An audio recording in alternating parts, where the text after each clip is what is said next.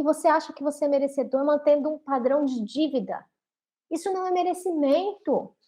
Se você compra uma blusa, um tênis ou qualquer outra coisa que você não pode pagar, isso não é merecimento, gente. Isso é escassez. Isso é não merecimento.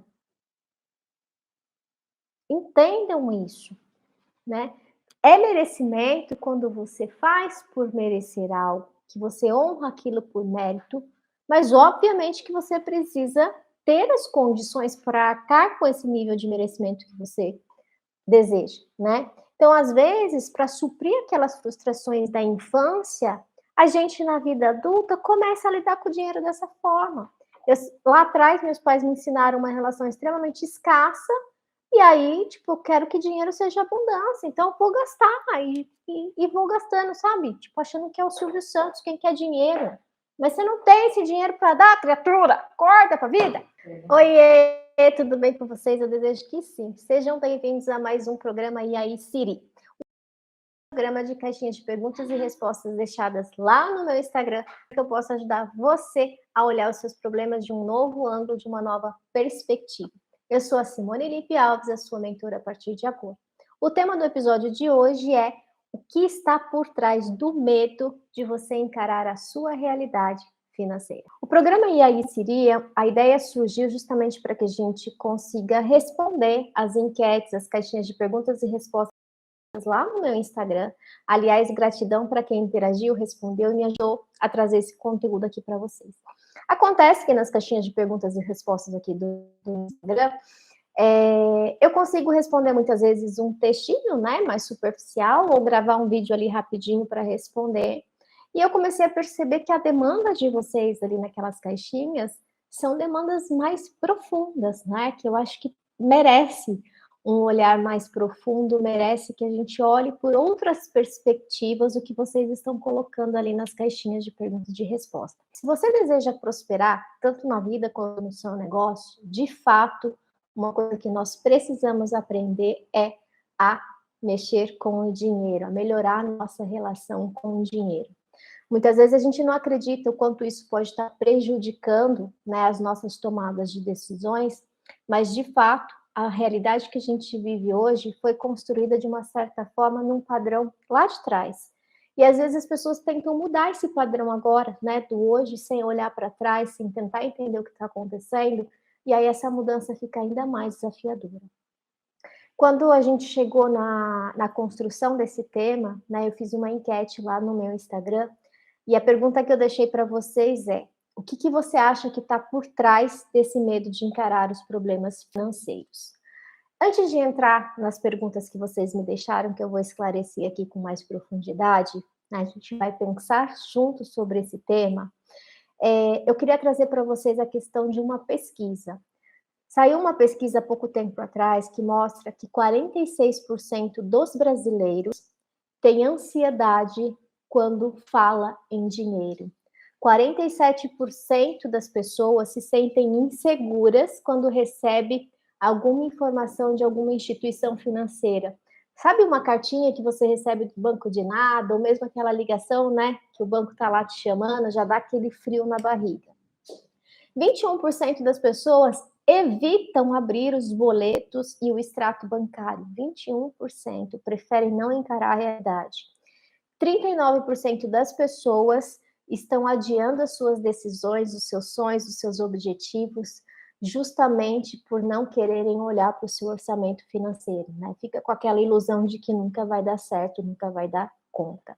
39% das pessoas se sentem culpadas ou ansiosas quando falam em dinheiro e 31% das pessoas se irritam quando o assunto é dinheiro. Eu espero que vocês não fiquem irritados hoje aqui comigo. Aproveita para curtir a live, encaminha aí para mais pessoas, se fizer sentido para você. A primeira pergunta que eu vou responder aqui, eu gostaria muito da interação, né, da atenção de vocês para que a gente possa pensar junto, foi o seguinte. Lembrando que o box da caixinha era esse. O que você acha que está por trás do medo de encarar os problemas financeiros? Aliás, eu não sou uma especialista em finanças. Para quem quiser saber mais da parte financeira especificamente, eu recomendo o canal da Natália Arcuri, tanto aqui no Instagram quanto no YouTube, o Me Poupe. Existe livro e várias outras informações, relação com dinheiro um pouco desafiadora, eu recomendo que você vá atrás da ajuda da tia Nath.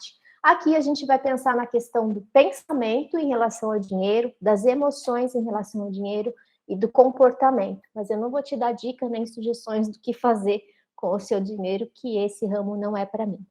A primeira pergunta que me foi destinada é: meus pais sempre brigaram por questões financeiras, então eu prefiro deixar para o meu marido. Clássico, né? Para quem é casado, talvez se identifique, principalmente para a mulher.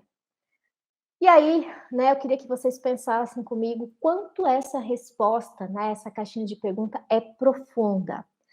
A pessoa, ela identifica que ela tem um problema com o dinheiro. Por conta desse problema, ela terceiriza a responsabilidade para o marido e aí ela se isenta de lidar com toda aquela situação. Mas perceba, né, que quando ela coloca aqui que é por conta dos pais que brigavam por dinheiro, ela já tem acesso a essa dor. Ela sabe que o dinheiro é uma dor para ela. E aí ela prefere negar essa dor do que resolver a dor. E isso é muito comum entre nós. A gente finge que não está acontecendo nada e segue a vida, terceirizando para outras pessoas as escolhas que deveriam partir de nós, né? Só que isso vai ter uma consequência lá na frente. A trava emocional, muito provavelmente, né, essa relação com o dinheiro, muito provavelmente, veio lá de trás do período da infância dela. Esses bloqueios, essas travas foram instaladas pela relação que foi sugerida para ela ali na infância, ela traz para a vida adulta, ao invés de resolver, ela vai colocando, sabe aquilo do band-aid, né? Tá sangrando, a gente vai lá e coloca um band-aid. Só que a cicatriz está ali, né? Para ser lembrada o tempo todo. A gente precisa sair desse padrão, né? Talvez dentro da mente dessa pessoa venham padrões como esse: o dinheiro é ruim, dinheiro é sujo, dinheiro traz brigas, discussões. Então, para eu manter a minha família ali, né, saudável, eu prefiro não falar sobre dinheiro. Mas entendam o seguinte: tudo que é mal resolvido volta e a intensidade aumenta. Tudo aquilo que a gente não resolve, uma hora ou outra vai aparecer. Uma hora ou outra essa ferida vai sangrar novamente. Então, ao invés da gente negar o que está acontecendo, é muito melhor eu parar, olhar e resolver para tudo isso. Imagina só, ela achou uma solução, né, para essa questão do dinheiro, mas vocês percebem que a causa continua lá. Aquele gatilho de que o dinheiro é ruim, aquele gatilho de que o dinheiro traz discussões, continua acionado nessa pessoa. E ela se torna, de uma certa forma, dependente do marido. Porque para pensar, né? Se eu delego para o meu marido, para o meu parceiro, assumir a responsabilidade do dinheiro, se eu não trabalho, por exemplo, muito provavelmente eu preciso ficar pedindo permissões, né? Então eu preciso pedir permissão para gastar isso, para gastar aquilo. No começo pode ser até bonito, gente, mas esse é um dos fatores que geram a dependência financeira, que gera aquela questão quando a gente fala do abuso, né? O abuso emocional, o abuso psicológico, existe também esse abuso do controle financeiro de um parceiro em relação à parceira. Isso é uma dor de muitas mulheres, a realidade de muitas mulheres. Levando em consideração que tem mulheres que trabalham também, né? Deixam o marido administrar o dinheiro, e o marido, o parceiro, por ser às vezes controlador, mesmo o dinheiro dela, né, não consegue aí trazer essa liberdade, essa independência para ela. Tudo tem que ser ali permitido. Para o marido, né, de primeiro, na raiz para resolver. Ela está tapando buraquinhos, mas os buraquinhos eles vão reaparecer ali. Então a gente precisa entender que quando a gente permite, quando a gente escolhe que algo aconteça de uma forma, essa responsabilidade é minha. Lá na frente, quando isso der ruim, aquele famoso vai dar ruim, sabe? Lá na frente, quando isso der ruim, não vai adiantar reclamar, porque foi uma escolha sua. Você escolheu não olhar para uma dor, você escolheu terceirizar essa responsabilidade e fingir que nada estava acontecendo. Eu até entendo isso, das vezes, de uma pessoa conseguir lidar com o dinheiro de uma melhor forma. Mas uma coisa é ficar responsável pelo dinheiro, né? E você se inteirar junto, você saber o que está acontecendo, você compartilhar as decisões. Outra coisa é simplesmente fingir que nada está acontecendo. A responsabilidade fica com você. Cuidado para que isso não se volte contra você mesmo. Imagina como seria, né? Vamos fazer uma suposição assim. Só imagina. Imagina como seria se a partir de hoje você internamente resolvesse delegar para o seu marido o controle financeiro, para ele assumir as finanças. Ele continua com essa parte, tá? Mas desta vez o combinado de vocês é que vocês possam compartilhar essas questões financeiras. Então, seu marido é responsável por gerir, administrar o dinheiro, mas você sempre vai saber o que está acontecendo. Vocês podem pensar, planejar, se organizar juntos. Imagina só a cumplicidade, a parceria e a generosidade entre vocês. E entenda, né, que a relação que você constrói hoje, ela vai ser fortalecida lá na frente. Então, se vocês constroem uma relação onde a responsabilidade é jogada nas costas de uma pessoa e o outro lá se isenta disso tudo, depois não dá para reclamar. A partir do momento que eu terceirizo o piloto do meu avião, sabe, que eu deixo uma outra pessoa levar meu avião, eu não deixo uma outra pessoa controlar o dinheiro, eu não posso reclamar das escolhas que essa pessoa fez. Então, cuidado com isso, né? Por qual motivo essas decisões não podem ser tomadas em conjuntos? Não podem ser tomadas em conjuntos porque é uma dor, né? Não necessariamente todas as pessoas que conversam sobre dinheiro vão brigar e discutir. É um padrão que veio lá da infância, precisa ser quebrado. A segunda caixinha que foi respondida é o seguinte: medo de ficar. Eu falo, e aí, Siri, e o celular responde. A Siri responde aqui para mim. A segunda caixinha é medo de ficar igual meus pais que só brigavam por conta do dinheiro. Essa caixinha, ela é muito similar à caixinha anterior, só que essa pessoa aqui não deixou claro, né, se ela terceiriza a responsabilidade do dinheiro para alguém ou ela só está com os olhos ali tapados, não querendo ver a situação. Então, assim, eu não sei se a pessoa delegou ou se a pessoa está fugindo da realidade, porque não ficou claro aqui. Mas eu queria fazer um parêntese, né? Eu queria colocar um outro tópico nessa parte aqui. Todos nós, quando a gente decide mudar, quando eu decido mudar um padrão mental, diferente, fazer diferente, sentir de forma diferente, existem dois caminhos, que é a fuga da dor ou a busca pelo prazer. A maior parte de nós, seres humanos, mudamos pela fuga da dor. Ou seja, a dor é tão insuportável que eu vou lá e busco uma forma de fazer diferente. A pessoa só se coloca no movimento de sair da zona de conforto e buscar uma mudança quando está doendo e está doendo muito. Senão ela não vai mudar. Mas existe uma outra forma da gente fazer isso. Não precisa ser só pelo caminho da dor.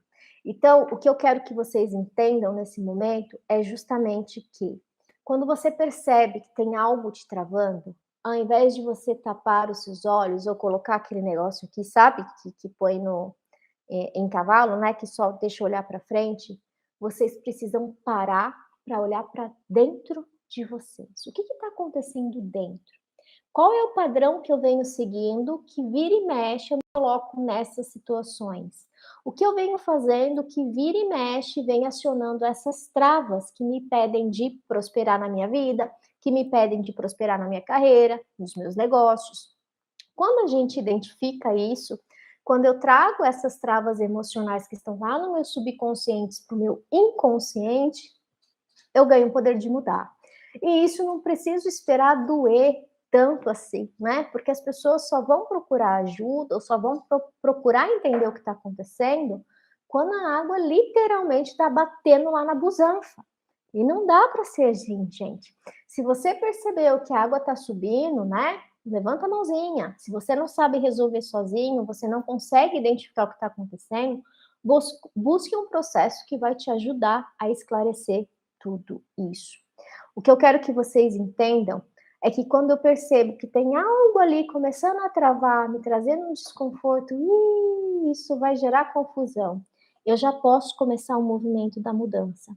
Eu não preciso esperar a dor ser insuportável para mudar, que é normalmente o que a gente busca, né? Na hora que eu não der mais conta, quando estiver dilacerado, eu busco ajuda, né?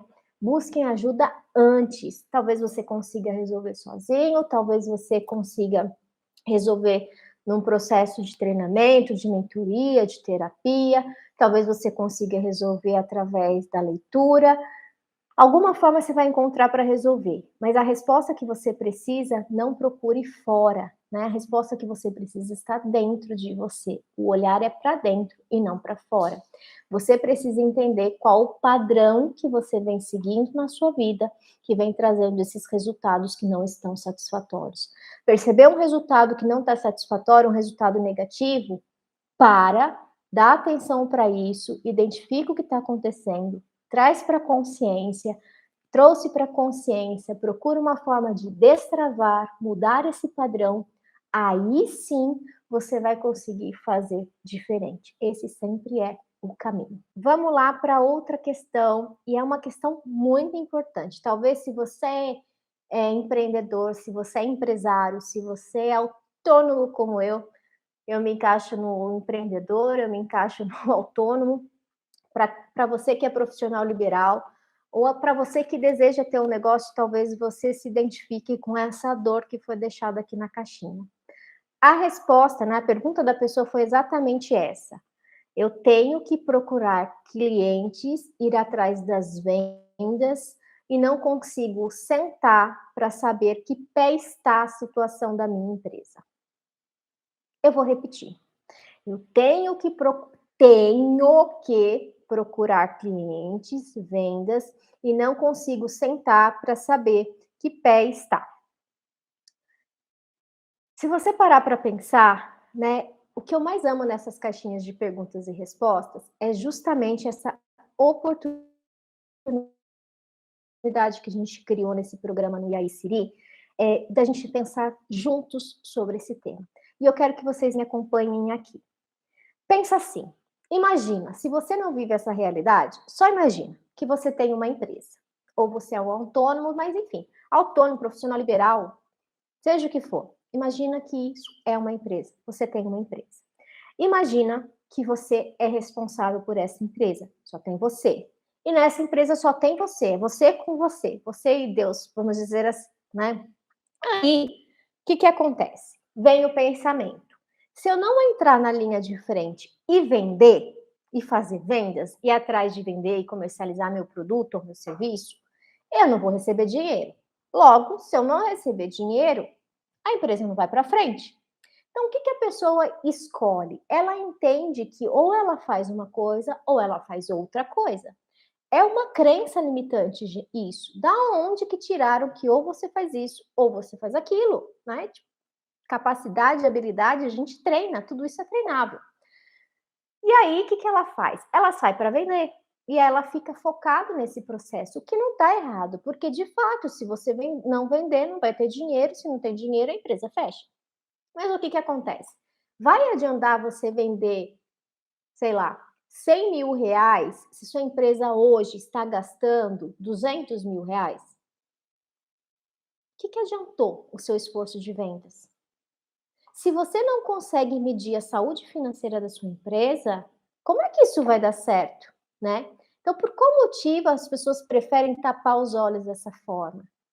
Não é porque ela acredita que precisa vender, é porque ela não quer olhar para a questão do dinheiro, porque o dinheiro é uma trava para essa pessoa, entende?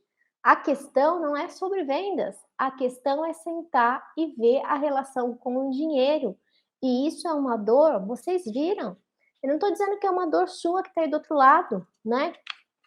Eu coloquei aqui no começo da live, 46% das pessoas se sentem ansiosas de falar com dinheiro. É uma realidade que a gente vive no país, não é uma dor sua, é uma dor de muitas e muitas pessoas. Só o fato de pensar no dinheiro já gera ansiedade.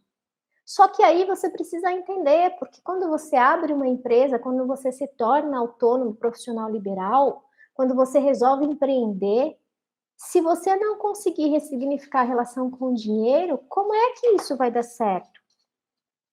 Então eu prefiro sair para vender e eu jogo no escuro. E aí eu pergunto, né? Sabe aquela brincadeira de criança? Eu acho que é cobra cega? Cobra cega? Cobra cega, gato mia, né? Que também que vendava os olhos lá, né? Chegou o momento onde essas brincadeiras de criança de jogar no escuro não dá mais. Não dá para você acreditar que é melhor jogar no escuro. Você pode estar se esforçando por nada. Ou a sua empresa pode estar super prosperando e você está aí sofrendo por nada, porque você não quer olhar para a realidade. A realidade sempre é melhor do que a nossa alucinação, gente. Porque a realidade eu consigo pensar em soluções, eu consigo fazer escolhas conscientes, por pior que seja o cenário. Se eu alucino, eu não tenho como resolver, entende? E aí, eu quero que vocês entendam que quando a pessoa diz, né, eu preciso sair para vender e eu não consigo fazer uma planilha financeira, por exemplo, é muito mais uma desculpa para ela não olhar para a realidade da dor dela, da trava dela, do que de fato a falta de tempo. Essa desculpa, eu não tenho tempo, já caiu por terra há muito tempo. Se você continua acreditando na desculpa, não tenho tempo e não tenho dinheiro, acorda, a gente está em 2022. Essas desculpas não fazem sentido para quem quer prosperar na vida, para quem quer prosperar no negócio. A sua falta de tempo, esse finalzinho, né, que é uma consequência a falta de tempo, ela acontece por um motivo. Qual o motivo da sua falta de tempo? Qual o motivo da sua falta de dinheiro? Pensa nisso. E aqui eu queria fazer um parêntese nessa questão aqui da empresa, porque eu vou contar uma história para vocês, é uma história real, tá? Realmente aconteceu. É sobre uma pessoa que fez a mentoria comigo, fez a última turma agora da mentoria, inclusive, e é uma pessoa incrível, com uma capacidade mental. Sabe aquela pessoa que você olha e fala assim: meu, essa pessoa é visionária, sabe? Tipo, tem visão para negócio, ele tem feeling de empreendedor, sabe? Tem faro de empreendedor. E já tinha tido um negócio, alguns desses negócios não deram certos, outros deram certos. Eu, particularmente, né, já qualificava como uma pessoa bem-sucedida, né, profissionalmente falando, principalmente. E aí, o que que aconteceu? Ele teve uma oportunidade de investir no novo negócio, num negócio que ele não tinha o domínio, ele não tinha a habilidade daquela empresa que ele resolveu, né, assumir o negócio. Só que ele resolveu apostar as fichas dele e encarou essa oportunidade. Só que nesse caso, né, dessa pessoa da mentoria, ela não trabalhava sozinha, tinha uma equipe que trabalhava para ela já, né? Então é uma empresa que produz coisas, então tinha uma equipe por trás, uma equipe de vendas, uma equipe de produção, tinha pessoas ali no administrativo. E quando a pessoa procurou a mentoria, o cenário era de muita ansiedade, de muita angústia, não conseguia olhar para a realidade da empresa. Essa pessoa que assumiu essa empresa, né, não conseguia assumir o papel de gestor, sempre estava preso ali na produção, sabe? Né, ocupando tempo com a produção, ocupando tempo com as vendas, sempre aquele detalhezinho, eu não tenho tempo para ver o que está acontecendo financeiramente com a empresa. Quando a gente fala em questões financeiras, geralmente estão ligadas à escassez e principalmente à falta de merecimento, gente. São padrões que a gente traz lá da infância, da infância e da infância. E aí, o que que aconteceu? Durante a mentoria, né, foi trabalhado essas travas e foram sendo ajustados alguns detalhezinhos. Ele assumiu o controle da situação, né? As portas, a partir do momento que começou a olhar de uma forma mais organizada, de uma forma mais consciente, sem alucinar os problemas, né, trazendo os problemas ali realmente para a realidade, ele conseguiu ir ajustando os fios soltos, ele começou a aprender todos esses fios. E é isso que é possível. Simone, mas como que é possível essa mudança em 3 meses, em apenas 12 semanas? Eu estou falando da mentoria de 12 semanas, são 12 semanas, são 12 encontros. Acontece que todo esse processo é ajustado, não tem como ficar um fio solto. Então, o que aconteceu? No primeiro momento, foi feito o quê? O processo de trazer o que estava preso no subconsciente, a dor, as travas para o consciente. Quando a gente traz para o consciente, eu assumo o controle e consigo mudar, eu consigo perceber a realidade do que está acontecendo.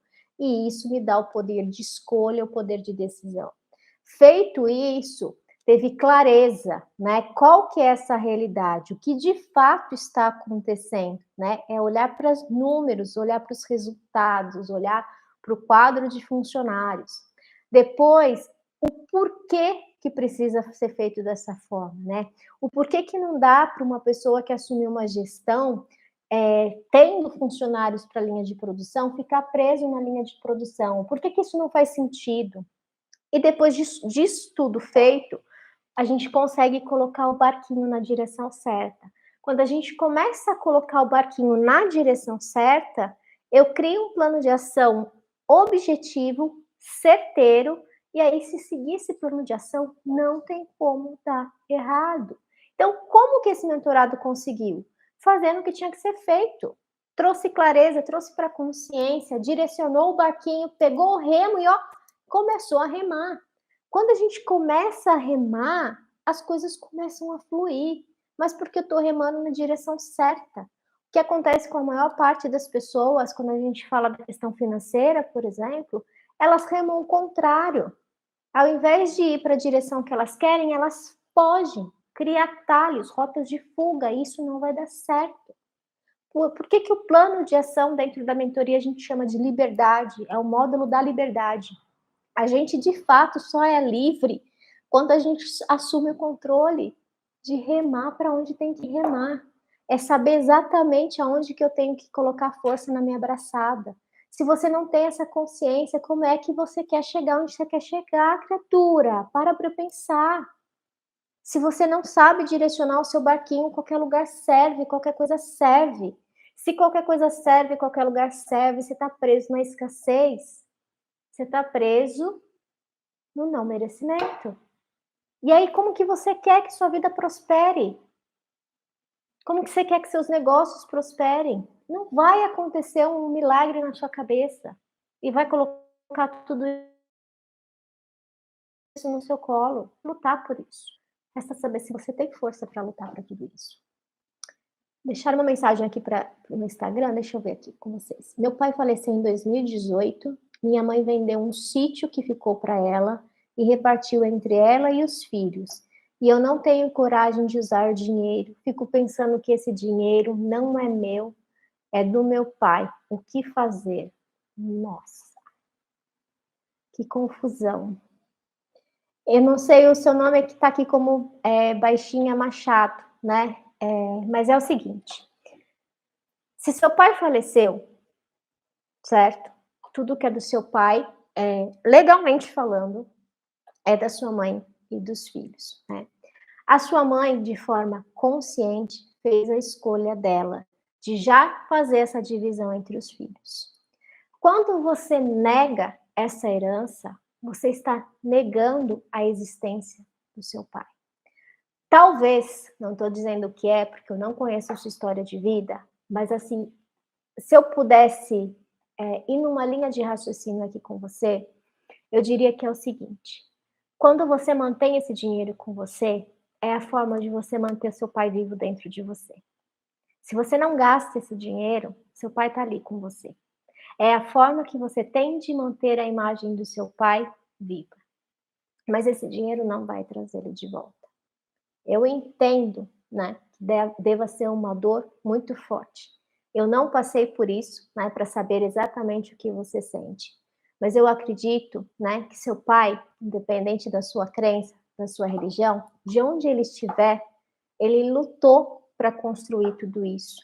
E a forma que você tem de honrar o seu pai é fazer o que você pode fazer da melhor forma possível com esse dinheiro.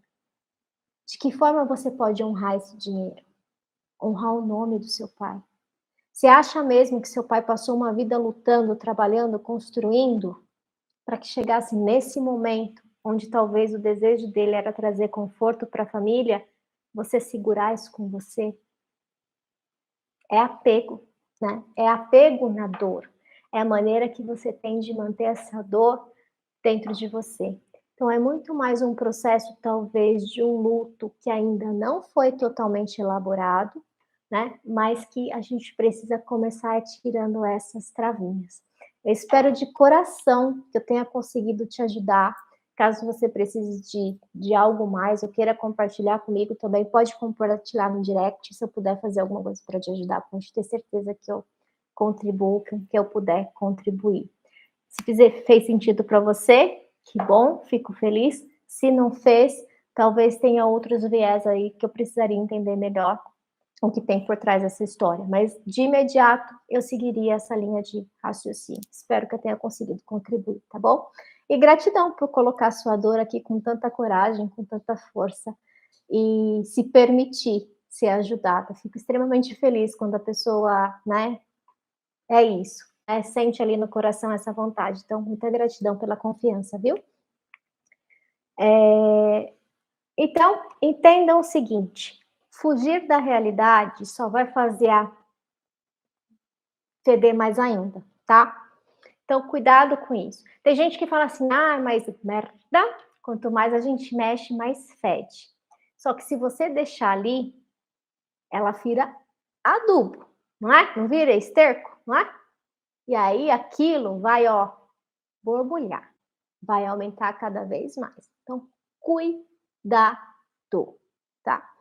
Olha para a realidade, tenha medo de viver uma mente alucinada, mas jamais tenha medo de encarar a sua realidade. Para a sua realidade sempre ter solução. A sua imaginação, eu não sei, talvez não tenha. Então, cuidado com isso. Outra questão que trouxeram aqui, talvez eu chutaria, não todos vocês, mas grande parte de vocês ou se identificam com esse padrão, ou já se identificaram nesse padrão em algum momento da vida presente. Eu me identifico atrás, né? Eu já passei muito por isso. Quanto mais eu ganho, mais eu gasto, né? Parece que tudo que entra e sai. É uma sensação de que, assim, quanto mais o dinheiro vem, mais o dinheiro foge. É algo muito inacreditável. E é a questão da relação com o dinheiro. E vou dizer que eu demorei um processinho aí para conseguir fazer essas destravas também, mas consegui, né? Agora já não é mais tão assim. E saí aí, minha mente começou a dar a virada de chave, e isso foi muito importante. A resposta que deixaram aqui é: o que eu ganho não cobre os gastos. E se eu ficar olhando para tudo isso, eu sento e choro. Olha quanta maturidade no ser humano só, né? Ele prefere não olhar para a situação financeira dele, porque ele sabe que ele gasta mais do que ganha. E aí, se ele olhar para o que está acontecendo na realidade dele, ele senta e chora. É uma postura muito adulta, né? Que a gente deve esperar de todos os adultos. Só que não, né? Quantos anos tem essa criança? Pelo amor de Deus. Se você continuar não olhando, você vai continuar chorando e lamentando. E aí depois não adianta reclamar que a vida anda para trás. Aqui, o que eu queria que vocês me acompanhassem é o seguinte. Parece óbvio o problema aqui, né? Se ele diz assim, quanto mais eu ganho, mais eu gasto, é matemático. É como 1 mais 1 é igual a 2. Não é óbvio? É muito óbvio. Mas o que eu quero que vocês entendam que as consequências, o resultado final, nunca é o problema. O problema está lá atrás. Não adianta eu olhar para o comportamento final, para o resultado final. Eu preciso entender o que está por trás, qual o padrão por trás desse comportamento. Gente, não adianta trabalhar esse ponto final, a superficialidade. Simone, você é contra trabalhar mudança comportamental? Não, criatura, não sou contra trabalhar mudança comportamental. Eu só estou dizendo que existe uma forma mais eficiente de você fazer isso, uma forma mais duradoura, que não é mudar só comportamento, é mudar toda a estrutura neurológica para criar um novo padrão mental. Quando eu falo disso, eu não estou falando só de comportamento, eu estou falando de identidade, eu estou falando de valores, eu estou falando de crenças, eu estou falando do seu ambiente, entende? Não é só sobre comportamento. Quando a gente pensa, quanto mais eu ganho, mais eu gasto, qual que é a solução para isso? Ué, ou você diminui seus gastos, ou você começa a ganhar mais. Óbvio, óbvio, simples assim. Mas não adianta eu olhar só para isso, porque eu não vou conseguir ajudar essa pessoa olhando só para isso. O que eu preciso fazer? É olhar só para a consequência? Não. Eu tenho que procurar buscar onde está o problema. Se eu tenho um problema de comportamento, muito provavelmente o problema não está no comportamento, está no nível neurológico acima. Qual que é o nível neurológico acima de comportamento? Crenças, aquilo que a gente acredita, o padrão que foi construído na vida da gente. Então, muito provavelmente, se a pessoa mexer só na questão e olhar só na consequência, ela pode ganhar 10 vezes mais. Ela vai dar um jeito de gastar 10 vezes mais. É simples.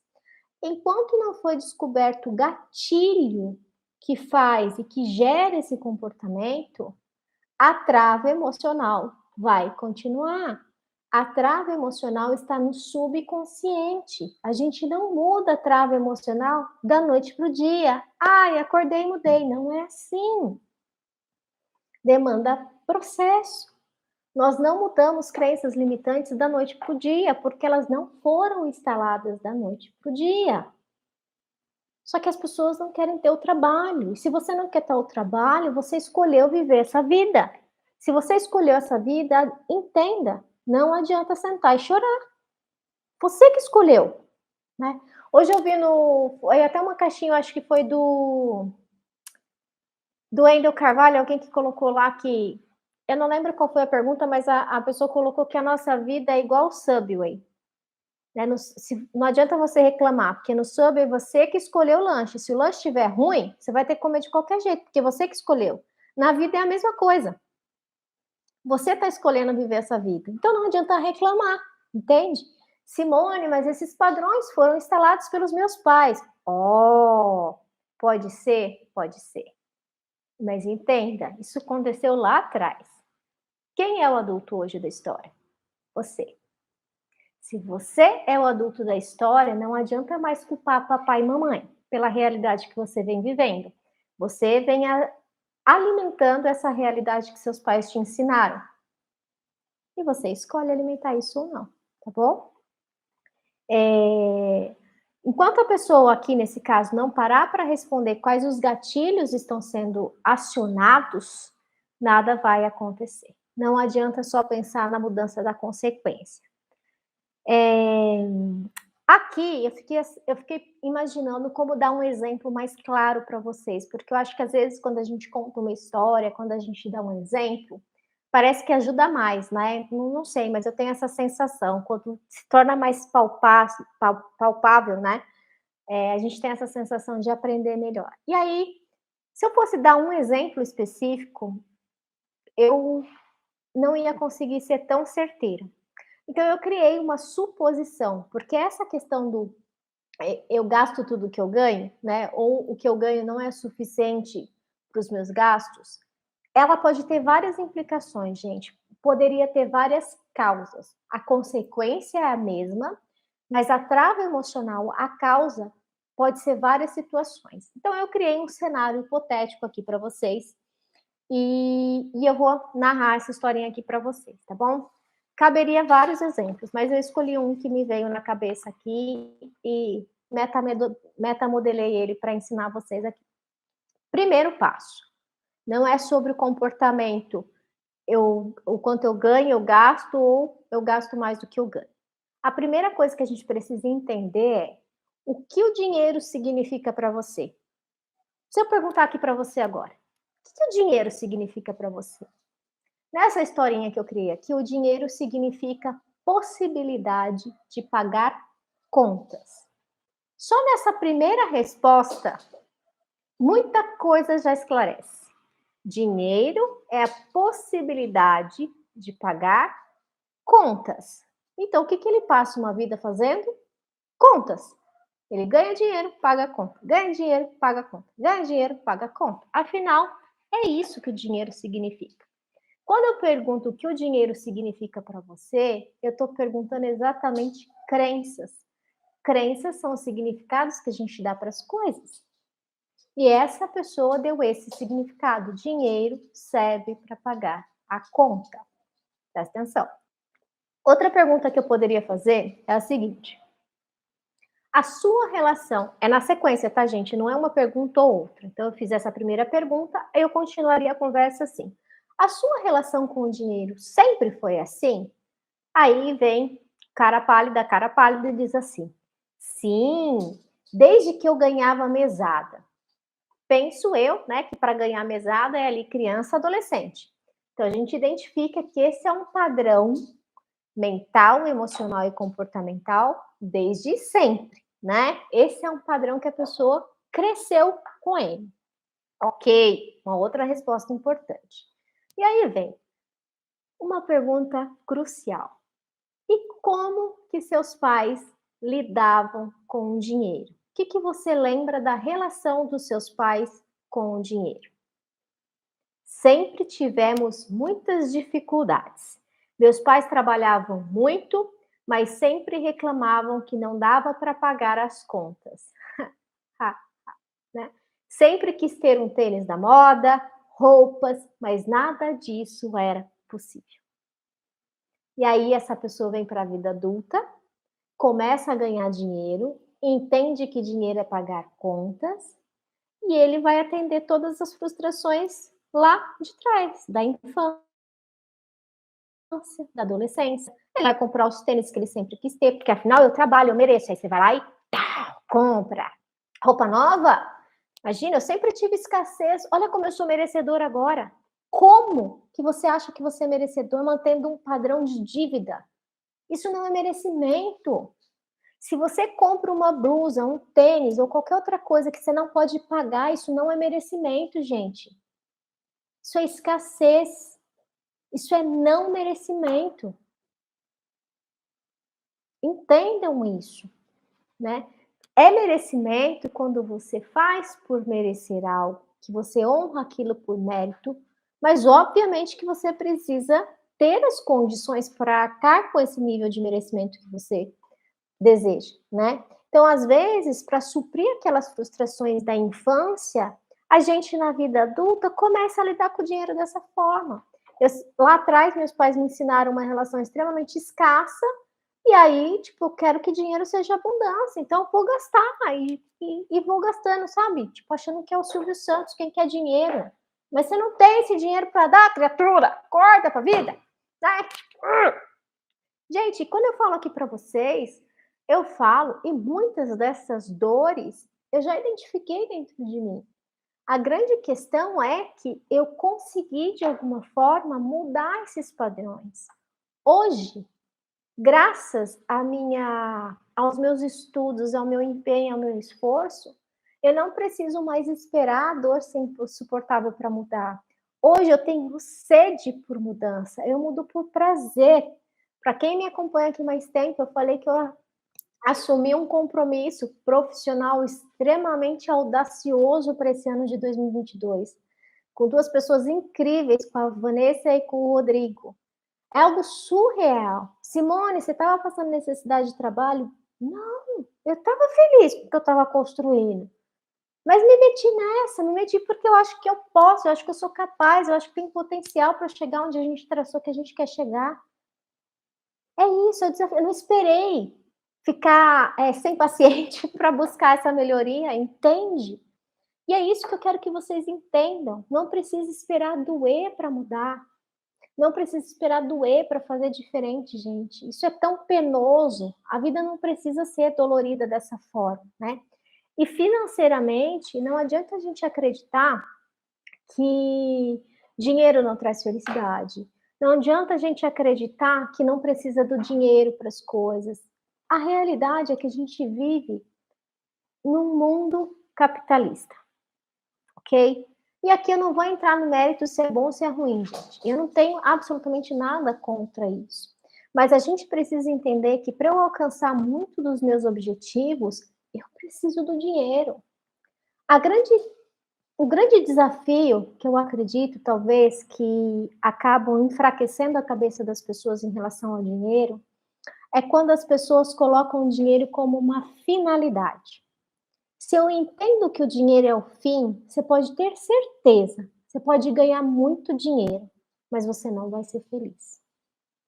O dinheiro nunca é o fim, o dinheiro é um meio, é um caminho.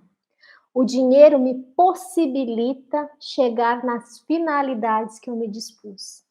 O dinheiro me possibilita e me ajuda a viver no meu propósito. Isso sim.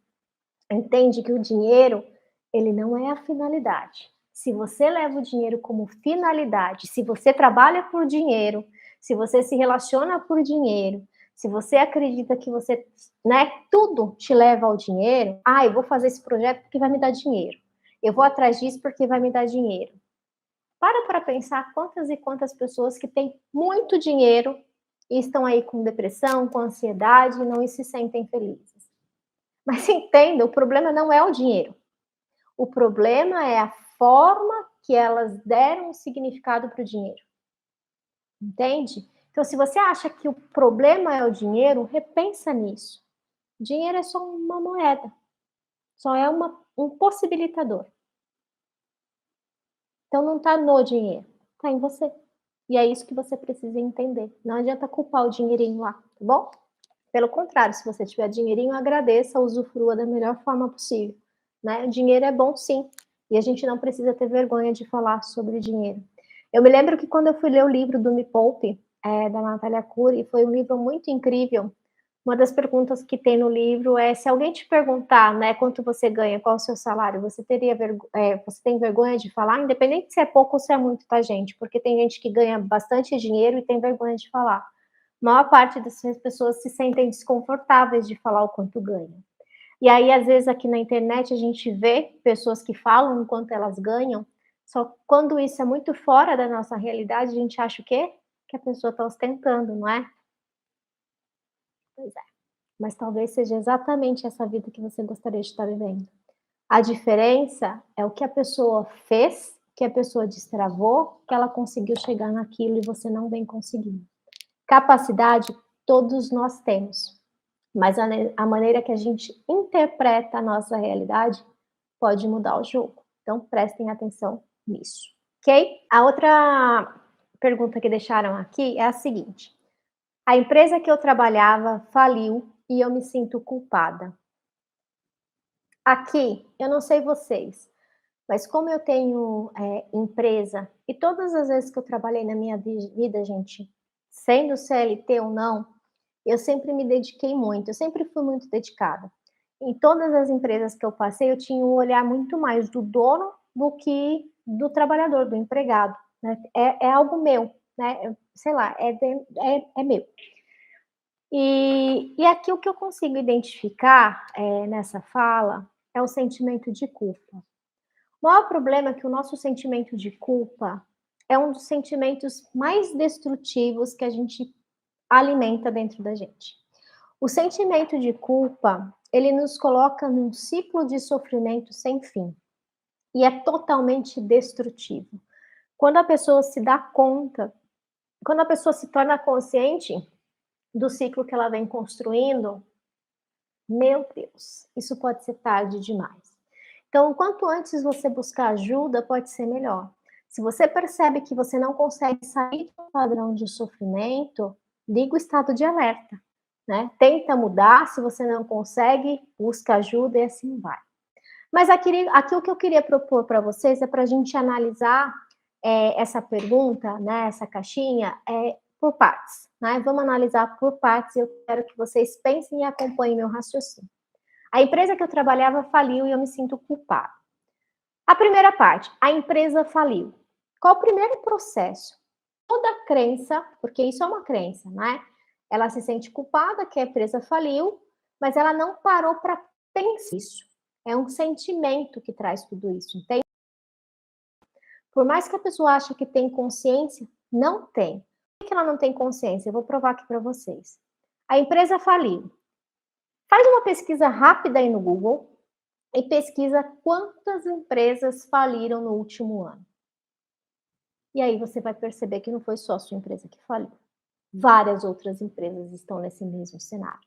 Se eu não estou enganada, em 2021 ou 2020, não me lembro que ano, o Brasil teve mais de 600 mil empresas fechadas. Entende? Então, esse cenário de falência não é só a sua empresa. Várias outras empresas passam por esse processo. Então, a gente trouxe uma contextualização, né? Você não é um ponto fora da curva. Empresas abrem e fecham diariamente. Ponto. Segundo passo. Por que essa empresa faliu?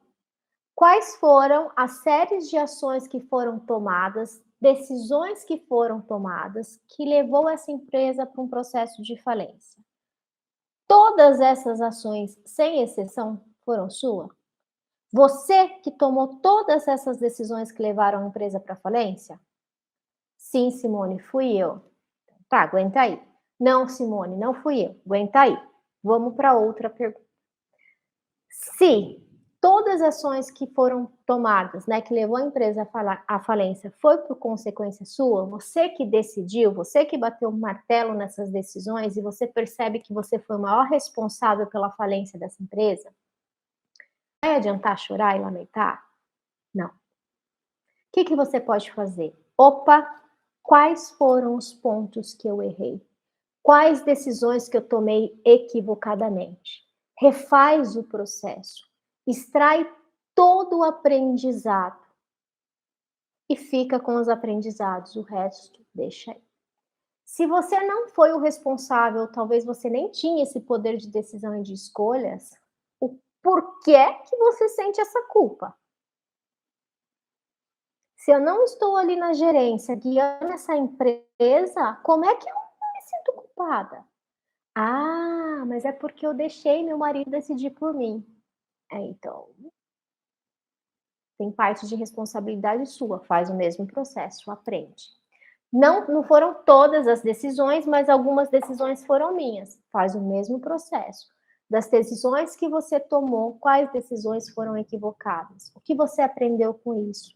Aprende com o sócio ou com a sócia. Quais as decisões que essas pessoas tomaram que levaram a empresa para falência? É um puta de um aprendizado, de um crescimento pessoal e profissional. O que vocês precisam entender, mas que eu sei que é doloroso, é que para quem deseja o sucesso, vai ter que saber lidar com o fracasso. Não tem escolha. A diferença entre as pessoas sucedidas, bem-sucedidas, e pessoas fracassadas é a quantidade de vezes que elas tentaram. A diferença está justamente aí. Eu posso pegar a falência dessa empresa, começar a acreditar que eu sou uma merda de empreendedora e deixar meus sonhos e projetos de lado, porque eu fracassei e eu assumi essa postura de fracassado. Ou eu posso bater o porta na mesa e falar, aprendi isso, isso, isso e vou jogar meu conhecimento fora? Eu vou lá para frente do gol, né? Só vai ter sucesso quem se levantar mais uma vez. Só que às vezes não é levantar uma única vez. Você vai tropeçar de novo. E aí você precisa ter força para aprender, levantar e fazer de novo.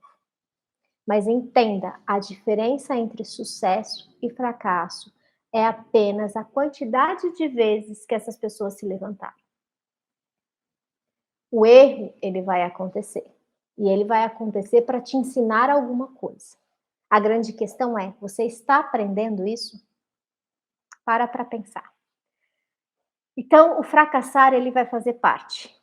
O que a gente faz com o fracasso que vai definir quem a gente é. E aí você pode se tornar um empresário fracassado, ou você pode levantar, sacudir a poeira e dar a volta por cima. Talvez você entenda que nem esse é um negócio que você gostaria. Talvez você investiu num negócio que não é um negócio dos seus sonhos. Então, qual é o negócio dos seus sonhos? Uma vez eu fiz uma pesquisa aqui no meu Instagram, e boa parte do meu público aqui do Instagram, das pessoas que me acompanham no Instagram, são pessoas que ou são empreendedoras ou desejam empreender. Empreender, gente, não é um status, mas é uma característica de visão, de oportunidade, de busca por oportunidades, de fazer algo diferente pela sociedade que você vive. E todos nós temos essa capacidade.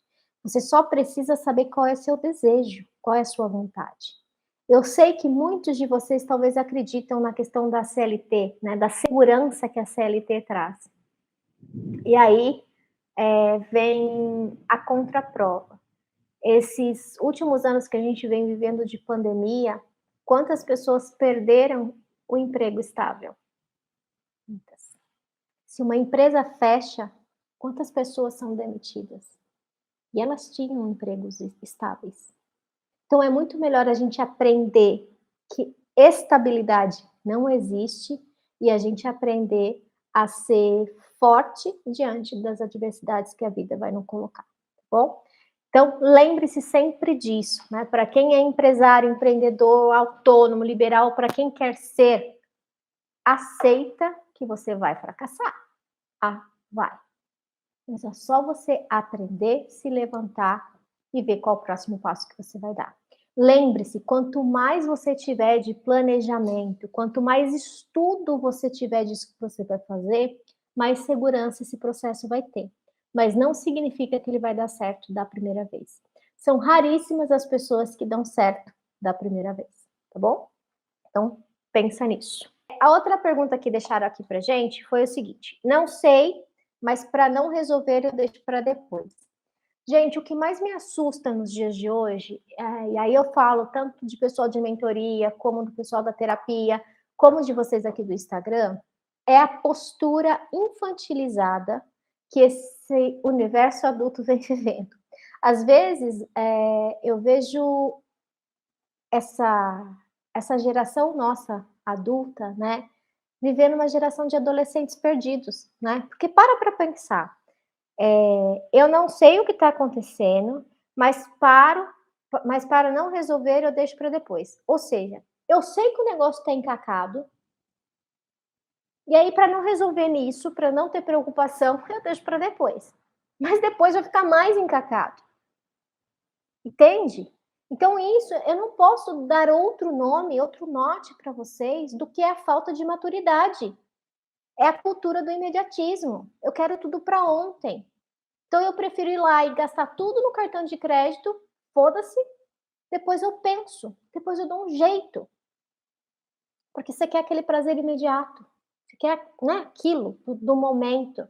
E quem vive de prazer imediato, desses momentos imediatos, gente, é adolescente que ainda não sabe lidar com essas questões, né? Então tem que tomar cuidado com isso, cuidado muito grande.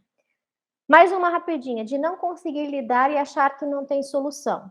Ou seja, eu tenho medo da minha realidade, e aí eu tenho medo de não conseguir lidar com isso, e aí eu penso que não tem solução. Olha o trabalho que eu estou dando para minha mente. Olha o problema que minha mente está criando. Tem um problema, uma dor em relação ao dinheiro, talvez eu tenha uma dívida. Aí essa dívida, eu tenho medo que eu não vou conseguir lidar com ela porque é algo muito grande, então eu não lido com ela. E aí eu começo a pensar, não adianta nada, não vai ter solução. Tadinha de mim. Enquanto você pensar assim, como que vai ter? Lembra, eu sempre falo aqui pelo Instagram, a gente precisa de no mínimo de 3 a 5 alternativas para a gente conseguir fazer boas escolhas. Qual a solução que você está procurando? E não vai adiantar você resolver só essa questão específica, essa consequência. Se você não trabalhar a sua mentalidade, se você não trabalhar a sua relação com o dinheiro, você vai se endividar de novo. A maior parte das pessoas que se endividam, elas voltam a se endividar, porque não mudaram a mentalidade. Né? Então, quando eu falo de dinheiro aqui, de saúde financeira aqui, eu não sou especialista em dinheiro. E talvez eu nem fosse a melhor pessoa para falar para vocês de dinheiro, porque realmente eu não tinha uma boa relação com o dinheiro até alguns anos atrás. E eu sempre tentava nas consequências, porque eu não queria lidar com a dor. Eu só consegui mudar como? Mudando todo o processo mental, todo o padrão. Mente, emoção e comportamento. Nesse ciclo, né? Tem um DDD salvo lá, vocês, o programa de segunda-feira que foi no ar agora, fala exatamente isso. Pensar, sentir e agir. Não adianta querer mudar só a consequência. Tem que mudar todo o seu processo, tá bom? Eu espero que eu tenha contribuído, espero que vocês tenham gostado. Muita gratidão para quem ficou online comigo aqui. Beijo grande no coração de vocês, boa noite e a gente se vê. Tchau, tchau.